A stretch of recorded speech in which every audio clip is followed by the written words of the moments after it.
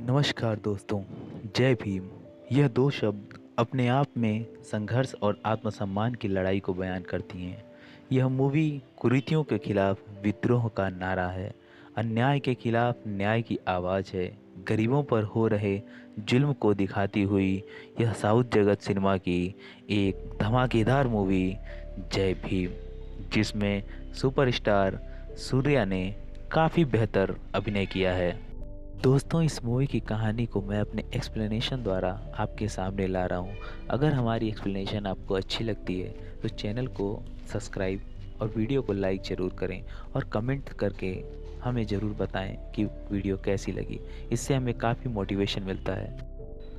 दोस्तों, मूवी शुरुआत करते हैं। मूवी शुरू होती है और एक जेल दिखाया जाता है जहाँ से बहुत सारे कैदी जेल से बाहर निकलते हैं और जेलर उन सभी कैदियों से उनकी जाति पूछता है और जो बड़ी जाति के होते हैं वो उन्हें रिहा कर देता है और जिनकी छोटी जाति होती है उनको अलग लाइन में खड़ा कर देता है। यहाँ हमें पता चलता है कि बड़ी जाति वाले और पैसे वाले वो छोटी जाति वालों पर जुर्म करते थे और जो गुनाह उन्होंने किया ही नहीं वो उनके ऊपर झूठा आरोप लगवाकर अपराधी घोषित करवाकर उनको जेल में डलवा देते थे, जिनसे वो बड़ी जाति वाले बच जाते थे और गरीब जो छोटी जाति के थे वह वहाँ फंस जाते थे। और इनमें इनका पूरा साथ देती थी वहाँ की पुलिस। दोस्तों, आपको पता ही होगा कि पुलिस वाले पहले कैसे हुआ करते थे। सीन शिफ्ट होता है और हम देखते हैं राजा खन्नू को और उसकी बीवी संगनी को, जो चूहे और सांप पकड़ने का काम करते थे। साथ में हमें उसके भाई और उसकी बहन और उसके बहन के पति को भी दिखाया जाता है, जो कि वो भी वही काम किया करते थे। अब दोस्तों, हमें सरपंच साहब दिखाए जाते हैं। सरपंच साहब की बीवी, जिनके पास बहुत सारे गहने थे।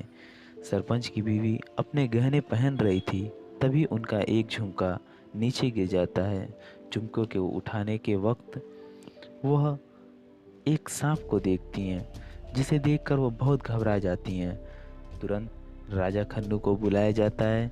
राजा खन्नू उसी कमरे में जाता है जहाँ सारे गहने रखे हुए थे। राजा खन्नू इधर उधर खोजने के बाद उसे सांप मिल जाता है और वह सांप को पकड़कर अपने साथ लेकर वहाँ से चला जाता है। अब सीन शिफ्ट होता है दूसरी तरफ और हमें एक टीचर दिखाई जाती हैं जिनका नाम मैत्रा था। वो ही एक ऐसी लड़की थी जो बिना जाति पात भेदभाव किए सारे बच्चों को एक तरीके से पढ़ाया करती थी और साथ ही में वह बच्चों के माँ बाप को भी बहुत ही अच्छे से पढ़ाया करती थी। इन सब से उनको बहुत ही खुशी मिलती थी। उन गरीबों का ना ही कोई वोटर आईडी था, ना ही कोई राशन कार्ड, ना ही कोई पहचान पत्र। वह ऑफिस जाते हैं और अपने बच्चों के सर्टिफिकेट बनवाने के लिए, लेकिन वह ऑफिसर उनकी छोटी जाति होने के कारण उन्हें कोई भाव न देते हुए उनको भगा देता है। वह निराश होके अपनी ही किस्मत को कोसते हुए वहाँ से चुपचाप अपने घर चले जाते हैं। कुछ कुरीतियों की वजह से पहले छोटी जाति का होना एक अभिशाप से कम नहीं था। इधर राजा खन्नू को संगिनी प्रेग्नेंट है, यह बात पता चलती है। यह बात सुनकर राजा खन्नू बहुत ही खुश होता है। अब कुछ दिन बीत जाते हैं। राजा खन्नू को भट्टे में काम करने के लिए दूर जाना पड़ता है, लेकिन यह बात संगनी को बिल्कुल पसंद नहीं आती है। वह उसे कहती है वह भी उसके साथ जाना चाहती है, पर राजा खन्नू कहता है तुम्हारा इस हालात में वहाँ जाना ठीक नहीं है और उसे ले जाने से मना करके अकेले ही वह काम पर चला जाता है। राजा खन्नू मन लगा के भट्टे में काम करने लगता है। दूसरी तरफ दिखाया जाता है सरपंच के घर उसी गहनों की चोरी हो जाती है और उस चोरी का सारा शक उस बेचारे राजा खन्नू पर आ जाता है, क्योंकि वही एक इंसान था जिसने गहने को नज़दीकी से देखा था। सरपंच पुलिस वालों को बताता है कि वो राजा खन्नू उसके घर सांप पकड़ने के लिए आया था और तभी वो सारे गहनों को देख लिया होगा और उसके मन में लालच आ गया होगा। इसी वजह से उसने सारे गहने चुरा लिए। पुलिस वाला सरपंच को आश्वासन देके राजा खन्नू के घर चला जाता है। राजा खन्नू तो काम करने गया था, पर जब पुलिस वाले उसके घर जाते हैं तब उसकी बीवी संगनी, जो प्रेग्नेंट थी, उसको बुरी तरह से मार पीट कर पुलिस स्टेशन लेकर जाते हैं। वो पुलिस वाले अपनी वर्दी के जुनून में यह भूल जाते हैं कि वह औरत प्रेग्नेंट है। उनको इससे कोई फर्क नहीं पड़ता था कि वह पेट से है। दूसरी तरफ सूर्या यानी चंद्रू की एंट्री होती है, जो ह्यूमन राइट्स का एक बहुत बड़ा वकील था और वह एक मोर्चे पर धरना प्रदर्शन में था, जिसका कारण भी एक पुलिस वाला ही था। एक पुलिस वाले ने एक वकील को चाटा मार दिया था, इसीलिए सभी वकील वाले मिलकर वहाँ प्रदर्शन कर रहे थे। उसके बाद चंद्रू यानी वकील साहब, उनके कुछ क्लाइंट आते हैं। चंद्रू यानी वकील साहब बैरिकेड के ऊपर से कूदकर कोर्ट के अंदर जाने लगते हैं। अंदर जाने के वक्त कुछ वकील जब उनसे पूछते हैं, आप तो धरने प्रदर्शन पर थे और अभी अंदर आ गए, तो वह बोलते हैं कि यह केस मेरे लिए बहुत ही इम्पॉर्टेंट है, इसलिए मुझे अंदर आना पड़ा। दरअसल केस यह था कि गरीब छोटी जाति के लोगों को पकड़कर जेल में झूठे केसों में फंसाकर बंद कर दिया गया था। गुनाह तो पैसे वालों ने किया था, जो अपने गुनाह छुपाने के लिए अपना गुनाह गरीब छोटी जाति के लोगों पर लगा देते हैं, और इसमें इनका पूरा साथ देती है वहाँ की पुलिस।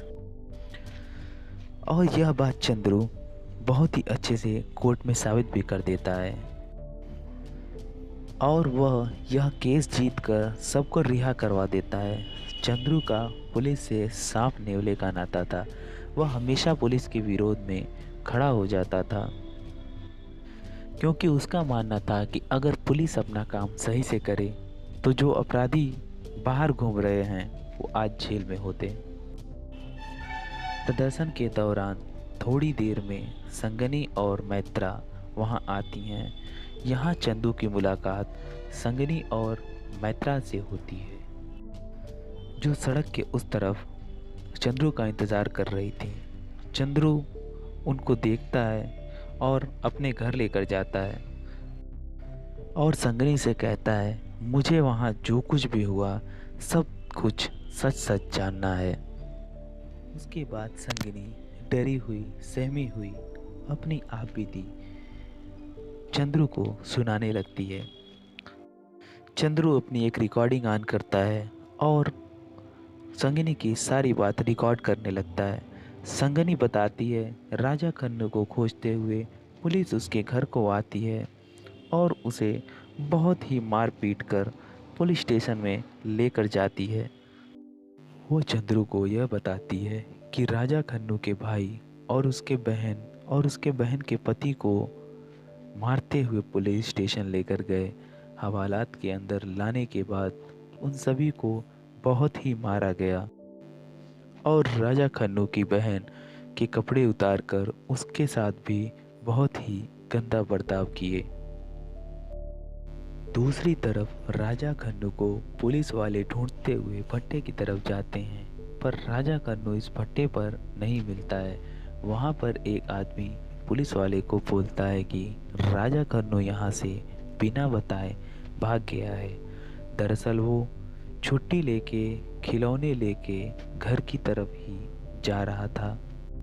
वह रास्ते में जा ही रहा था, तभी कुछ आदमी उसे पकड़ लेते हैं और पकड़ के उसे पुलिस वाले को सौंप देते हैं। राजा खन्नू को हवालात में ले जाकर उसे बहुत मारा जाता है और उसको गुनाह कबूल करने के लिए बोलते हैं, लेकिन जो गुनाह उसने किया ही नहीं था उसे वह कैसे कबूल करता, इसलिए वह चुपचाप पुलिस वालों की बेरहमी से मार खाता गया।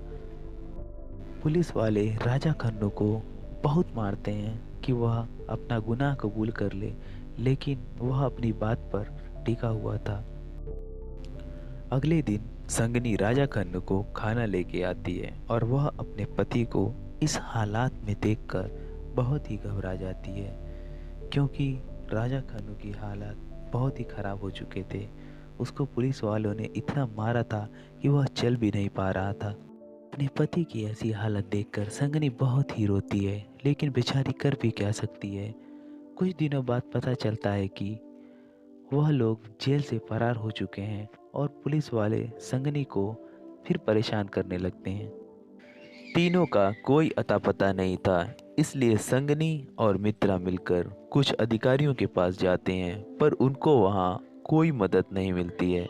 फिर वह कुछ वकीलों के पास भी जाते हैं, पर उन वकीलों के पास भी उनको कोई मदद नहीं मिलती है, क्योंकि वकील को देने के लिए उनके पास पैसे भी नहीं थे। वहीं पे उनकी मुलाकात एक बूढ़े आदमी से होती है, जो आदमी चंद्रू के बारे में बताते हैं और कहते हैं यह आदमी ह्यूमन राइट्स वाले केस फ्री में लड़ता है। अब संगनी चंद्रू को उन लोगों को फरार होने वाली खबर जो पुलिस वालों ने बनाई थी वो देती है, जो बहुत ही सॉलिड थी, क्योंकि उस पर बहुत सारे गवाहों के हस्ताक्षर थे जिन्होंने उन लोगों को भागते हुए देखा था। अब चंद्रू उस केस को बहुत अच्छे से स्टडी करने लगता है, पूरी शिद्दत से इन्वेस्टिगेशन में लग जाता है। तब चंद्रू इस केस को हेबियस कॉर्पस की तरह लड़ता है। दोस्तों, हेबियस कॉर्पस का मतलब किसी इंसान का बिना सबूत के गायब हो जाना या किसी के द्वारा किडनैप कर लिया जाना, जिसके बाद कोर्ट पुलिस को खुद आर्डर देती है उस गायब इंसान को ढूंढे और जल्द ही कोर्ट में पेश करे। दोस्तों, ऐसे केस जो होते हैं वो ज़्यादा दिन तक कोर्ट में नहीं टिक पाते हैं, लेकिन हमारे चंद्रू साहब मतलब वकील साहब ने इस केस को काफ़ी अच्छे से तैयार कर लिया था और कोर्ट में वह साबित भी कर लेते हैं कि वह सही हैं और जजेस भी यह मान जाते हैं और हेबियस कॉर्पस के तहत पुलिस वालों को आर्डर दे दिया जाता है कि राजा खन्ना को ढूंढकर लाया जाए। चंद्रू जजेस से यह भी कहता है कि पुलिस वालों ने जो भी रिपोर्ट बनाई थी और उसमें जितने भी गवाह हैं उनसे मैं सवालात करना चाहता हूँ। अब चंद्रू जो उस रिपोर्ट में जितने भी गवाह लिखे रहते हैं उनसे सवालात करने लगता है। सभी लोग पुलिस वाले के पक्ष में जवाब दे रहे थे। चंद्रू समझ जाता है कि यह सब झूठ बोल रहे हैं।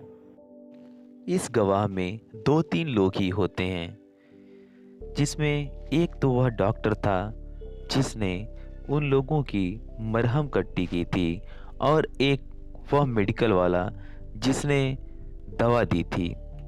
दोस्तों, केस पुलिस वालों के पक्ष में जा ही रहा था, तभी चंद्रू ने एक मास्टर स्ट्रोक खेला। दोस्तों, चंद्रू अब एक पुलिस वाले को कटघरे में बुलाता है।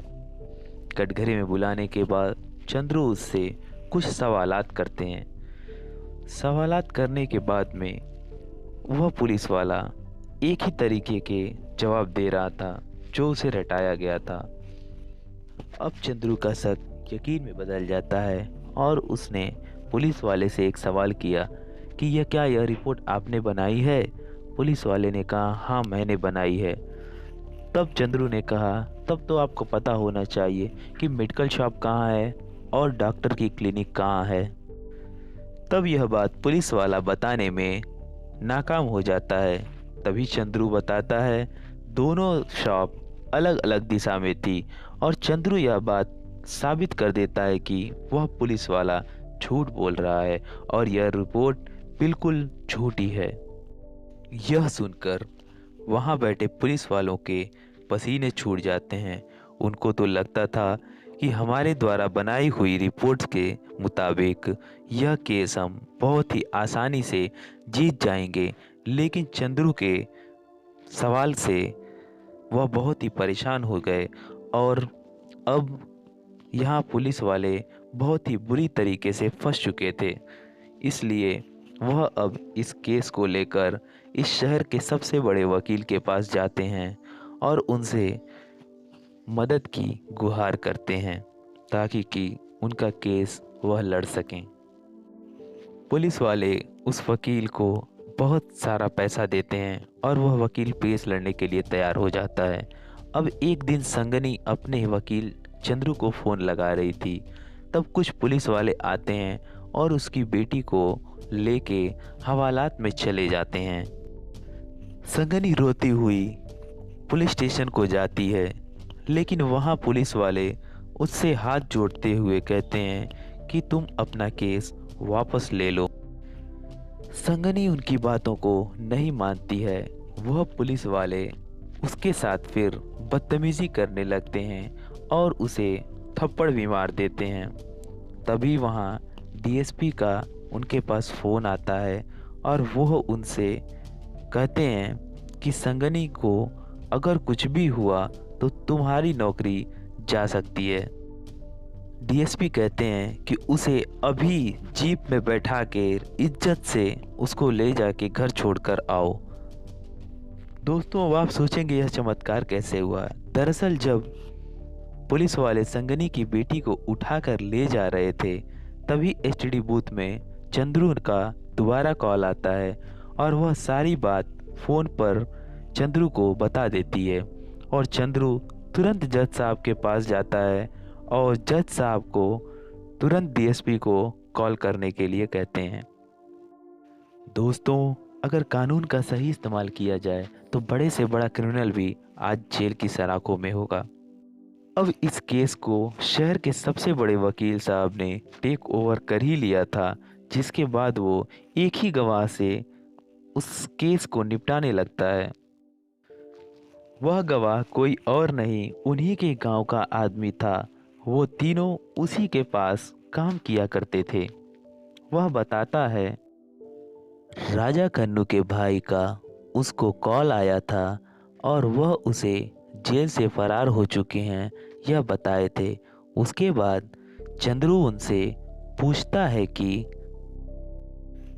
ये बात आपको सबसे पहले राजा खन्नू के परिवार को बतानी चाहिए थी। वह आदमी कहता है, मैंने उसके परिवार को यह बात बताई थी और यह बात भी सही हो जाती है। अब केस फिर से पूरी तरह पुलिस वालों की तरफ हो जाता है। चंद्रू संगनी की तरफ गुस्से भरी नज़र से देखता है कि इतनी बड़ी बात उससे क्यों नहीं बताई गई।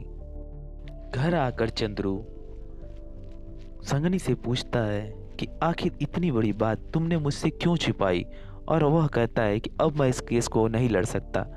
तभी मैत्रा उसे समझाती है और कहती है कि मैंने ही उसको यह बात बताने से मना किया था।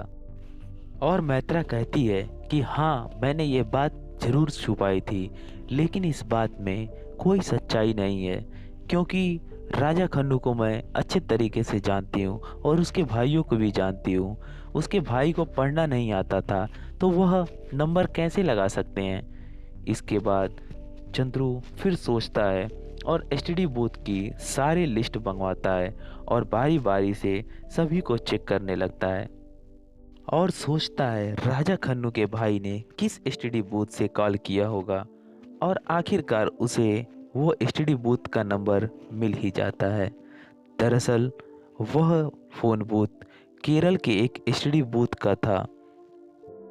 अब चंद्रू बिना समय गंवाए केरल पहुंच जाता है और एसटीडी बूथ के मालिक से भी मिलता है। अब सीन शिफ्ट होकर कोर्ट की तरफ आ जाता है और चंद्रू उसी बूथ के मालिक को बुलाता है और उससे बोलता है, तुम सारी बातें बताओ जो वहाँ पर तुमने देखी थी। वह आदमी कोर्ट को बताता है, कुछ दिनों पहले वहाँ 3 आदमी आए थे और वह 3 लोग ही उस बूथ में घुस गए थे, इसलिए उसका ध्यान उस पर गया था। वह तीनों को पहचान भी कर लेता है। चंद्रू जज साहब से कहता है, यह पुलिस वाले सब एक दूसरे से मिले हुए हैं, हमें इनके ऊपर थोड़ा भी ट्रस्ट नहीं है, इसलिए हमें यह केस सीबीआई को दे देना चाहिए। जज साहब भी चंद्रू की बातों को मानते हुए यह केस आईजी के पास भेज देते हैं। आईजी का रोल प्रकाश राज ने किया है, जिन्होंने साउथ जगत में बहुत ही ज़बरदस्त काम किया है। अब आईजी और चंद्रू इस केस की इन्वेस्टिगेशन और सॉल्व करने में लग जाते हैं, जबकि उन तीनों का कोई भी अता पता नहीं मिल रहा था। उनको ढूंढने के लिए ये लोग चेन्नई तक चले जाते हैं। चेन्नई की हर जेलों को चेक करते हैं। चेन्नई के हर एफआईआर, हर पुलिस स्टेशन के एफआईआर को चेक किया जाता है और कड़ी इन्वेस्टिगेशन के दौरान उन्हें मालूम होता है कि वहाँ एक हिट एंड रन केस का मामला उसी दौरान आया था और वहाँ उन्हें एक लाश भी मिलती है। उनकी फ़ोटोग्राफ भी दिखाई जाती है। फ़ोटोग्राफ को आइडेंटिफाई करने के लिए मैत्रा को बुलाया जाता है। मैत्रा राजा खन्नू को पहचान जाती है और राजा खन्नू को देख के वो काफ़ी मायूस हो जाती है। राजा खन्नू की लाश शहर के बॉर्डर पर मिली थी और बताया गया कि राजा खन्नू का एक्सीडेंट से मृत्यु हो गई। ये सब सुन के संगनी बहुत ही टूट जाती है और इधर वकील साहब दिखाए जाते हैं जो पुलिस वाले से पूछते हैं कि मुझे सच सच बताओ कि आखिर हुआ क्या था, क्योंकि अब पुलिस वालों का वकील सारी सच्चाई जानना चाहता था। वह बताते हैं कि जब राजा खन्नू को मारा जा रहा था उसी वक्त गलती से उसकी मौत हो गई। उसके बाद उन्होंने उसको लॉकअप से निकालकर उसे शहर के बॉर्डर पर ले जाके पटक दिया। अब इधर चंद्रू को यह सब मर्डर लग रहा था, लेकिन अपोजिशन वाले बोलते हैं कि वह भागते हुए उसका एक्सीडेंट हुआ और वह मारा गया। दूसरी तरफ इन्वेस्टिगेशन के दौरान मालूम चलता है कि उस एसटीडी बूथ में जो 3 आदमी थे उसमें एक राजा खन्नू का भाई भी था। साथ ही में उन्हें एक जेल के बारे में भी खबर मिलती है जहां पर राजा खन्नू के भाई और उसकी बहन का पति रहता था। आईजी और चंद्रू दोनों उस जेल में जाते हैं और आइडेंटिफाई के लिए मैत्रा को बुलाया जाता है। आती है और वह राजा खन्नू के भाई को और उसके पति को देखती है और पहचान जाती है। दोनों मैत्रा को देखकर काफ़ी भावुक हो जाते हैं और रोने लगते हैं।